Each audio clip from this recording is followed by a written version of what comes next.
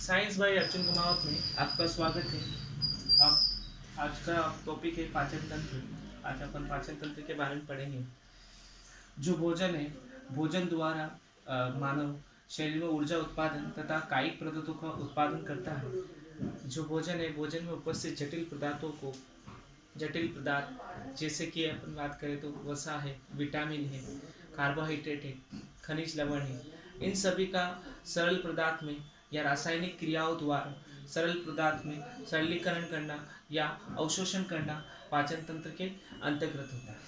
पाचन तंत्र में मुंह से लगाकर मल त्याग तक एक नाल होती है जिसे अपन आहार नाल के नाम से जानते हैं।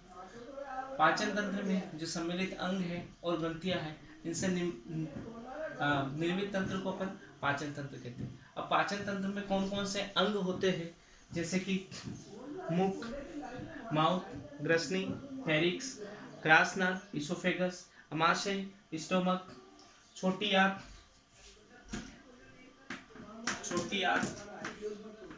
स्मॉल इंटेस्टाइन, बड़ी आंत, लार्ज इंटेस्टाइन, मल द्वार, रेक्टम, और ग्रंथियों के रूप में लार ग्रंथि, सेलाइवरी ग्लैंड, यकृत, लीवर, अग्नाशय, पेनक्रियास, ये 3 ग्रंथियां पाई जाती हैं। अगर अपन बात करें सबसे पहले अंग की, तो मुख जो होता है ये सबसे पहले भोजन के अंत ग्रहण में काम आता है, और मुख जो होता है वो 2 तालू से मिलकर निर्मित होता है।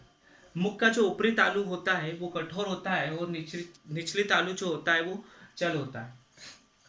मुख में जिह्वा होती है जो पीछे एक अंग से जुड़ी होती है जिसका नाम होता है फेनुलम लिगुअल।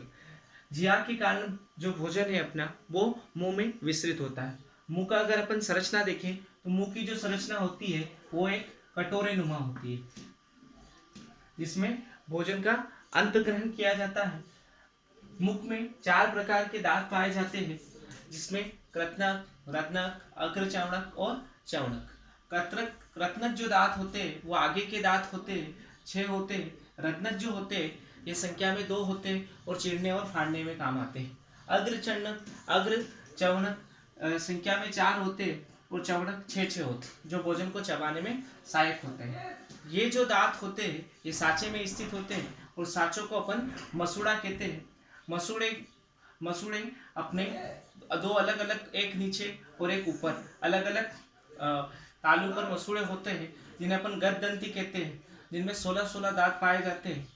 2 प्रकार की गद्दंती होने के कारण मनुष्य में द्विबार ग्रंथि की व्यवस्था पाई जाती है। अगर अपन नेक्स्ट बात करें, दूसरा ग्रसनी, जिसे अपन फेरिक्स कहते हैं। फेरिक्स जो होता है वो कीप लाइक इसकी स्ट्रक्चर होती है, जो पीछे जिह्वा के पीछे कंठ द्वार के यहाँ स्थित होता है। इसका जो काम है, इसका काम ये है कि भोजन आहार नाल में जाए, न कि श्वास नाल में।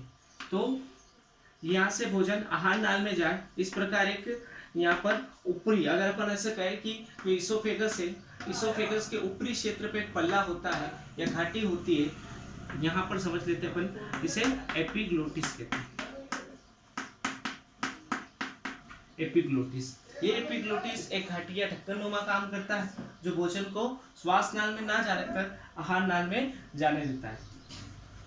उसके बाद अगर अपन इसोफेगस की बात करें, ग्रास नाल की बात करें, तो ये लगभग 25 सेंटीमीटर लंबा होता है, और चिकनी पेशियों की एक सक्रिय नली होती है, जिसमें क्रमाकुंचन गति द्वारा जो भोजन होता है वो ग्रसनी के द्वारा आमाशय में आता है, जो ये अपने वक्ष स्थल में स्थित होता है।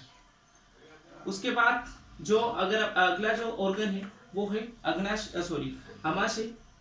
अमाशय जो होता है वो ग्रहणी और जो अपना स्टमक है उसके मध्य में स्थित होता है। ये अंग्रेजी के जे आकार जैसा होता है, ये अंग्रेजी के जे आकार जैसा होता है। साथ ही ये 1 से 3 लीटर तक भोजन का धारित करने का काम करता है। अलग अलग 3 इसके भाग होते हैं। सबसे पहला जो भाग होता है वो ये वाला, ये कार्डियक भाग होता है।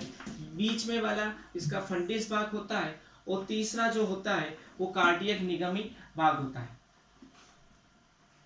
यहाँ पर जो कार्डियक भाग है और कार्डियक निगमी भाग है, यहाँ पर 2 प्रकार की सवर्णी ग्रंथियां लगी होती है। यह सवर्णी ग्रंथियां जैसे कार्डियक भाग है, तो कार्डियक भाग से जो भोजन है वो इसोफेगस में ना जाने जाए, यानी ग्रास नल में ना जाए, इसको नियंत्रित करती है। साथ ही जो अपना तीसरा जो भाग है कार्डियक निमोनियम भाग, वो भोजन को छोटी आंत में पहुंचाने का काम करता है, पर छोटी आंत से भोजन फिर आमाशय में ना आए इसको रोकने का काम करता है। नेक्स्ट जो है वो है छोटी आंत। छोटी आंत लगभग 7 मीटर लंबी होती है और सर्वाधिक भोजन का पाचन करती है। सबसे ज्यादा भोजन का पाचन होता है। यह बहुत ही ज्यादा कुंडलित होती है और जटिल होती है। इसमें अलग अलग 3 भाग है। इसका सबसे सर्वप्रथम भाग जो होता है वो ग्रहणी होता है, जो सर्वाधिक पाचक एंजाइम जो होता है वो स्त्रावित करता है। दूसरा जो होता है वो अग्र सूत्रांत होता है, जहाँ पर जो अपने जटिल पोषक तत्व है उनका सरलीकृत किया जाता है। और लास्ट जो होता है सूत्रांत, जहाँ पर पित्त लवणों का अवशोषण होता है। यहाँ से भोजन अपना बड़ी आंत में जाता है। बड़ी आंत में भोजन का, और बड़ी आंत में जैसे ही भोजन जाता है तो मेनली वहाँ पर खनिज लवण और जो जल है उसका अवशोषण किया जाता है। उसके बाद भोजन मल द्वार में जाता है।